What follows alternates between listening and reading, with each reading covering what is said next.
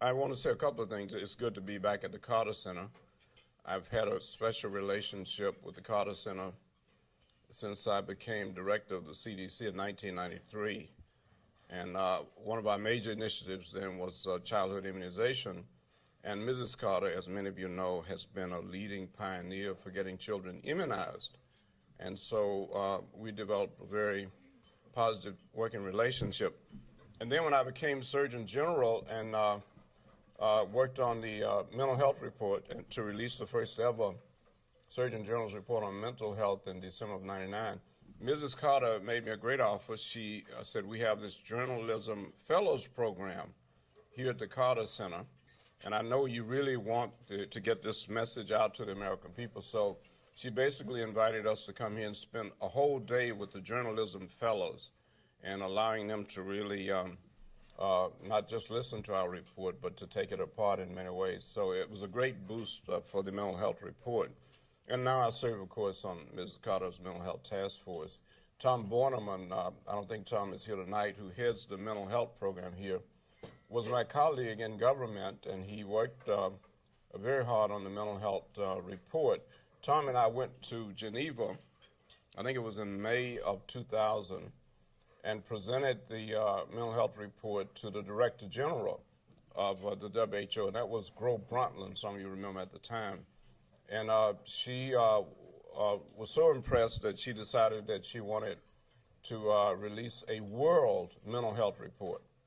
And so they asked Tom Borneman to come and spend 2 years working on that. And so that's how we got the World Mental Health Report. So it's good to be here, but it's also good to be with the National Black Nurses Foundation. I've also had a tremendous working relationship. I have tremendous respect and admiration for their work, for their commitment, and so it's just good to be here. You see, I feel a little bit, Reverend Dr. Crawford, like the disciples up on the mountain who said, let's just build 3 tabernacles and stay. I wish I could stay longer.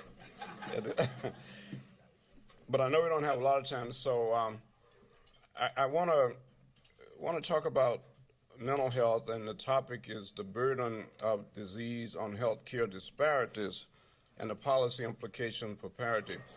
Let me start with the good news. The major recommendation in the Surgeon General's report on mental health in December of 1999 was that we as a nation should move toward comprehensive parity of access to mental health services. You remember that? And a major push started, because we're talking about policy and advocacy tonight, and this is a tremendous example.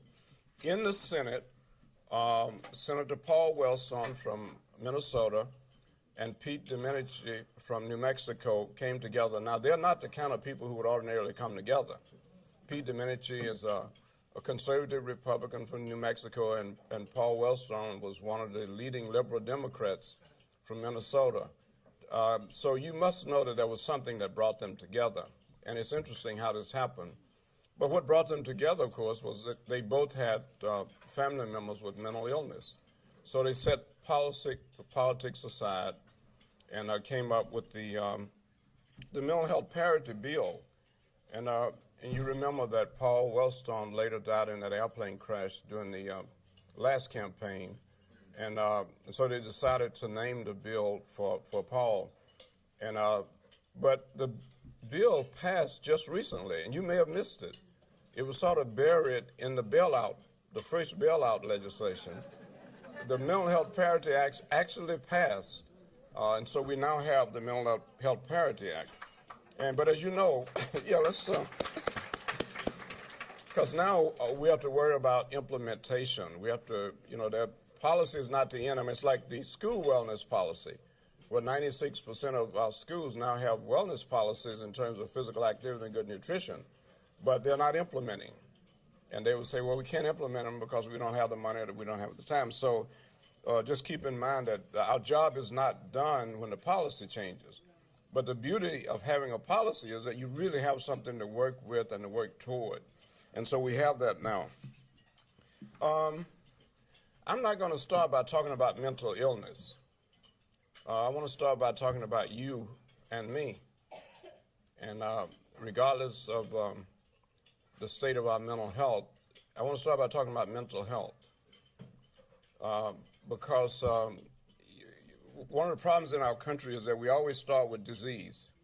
And so we're always chasing diseases. We're spending more money every year trying to chase down diseases.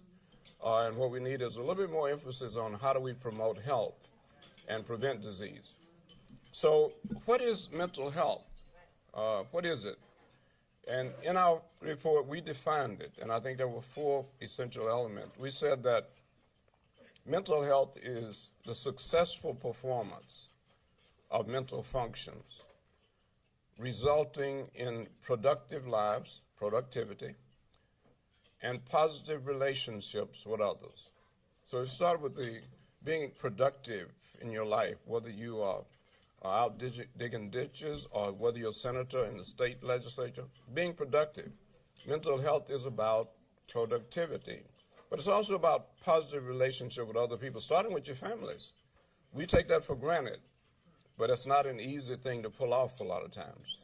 So mental health is the ability, I know, but mental health is more than that. It is the ability to adapt to change in our environment. And we were just sitting there at the table talking about Hurricane Katrina and New Orleans. And I don't know if you've noticed, but when people deal with change, whether adolescents going through their hormonal changes, then there's always a challenge to mental health, always a challenge. Mental health is also the ability to deal with disasters, the ability to deal with adversity in our lives. So there are 2 major messages from that definition that I want you to get. Number 1, there is in fact a continuum between mental health and mental illness. There's no sharp division. There is a continuum. And number 2, you can be mentally healthy today and mentally ill tomorrow. I don't know if you knew that.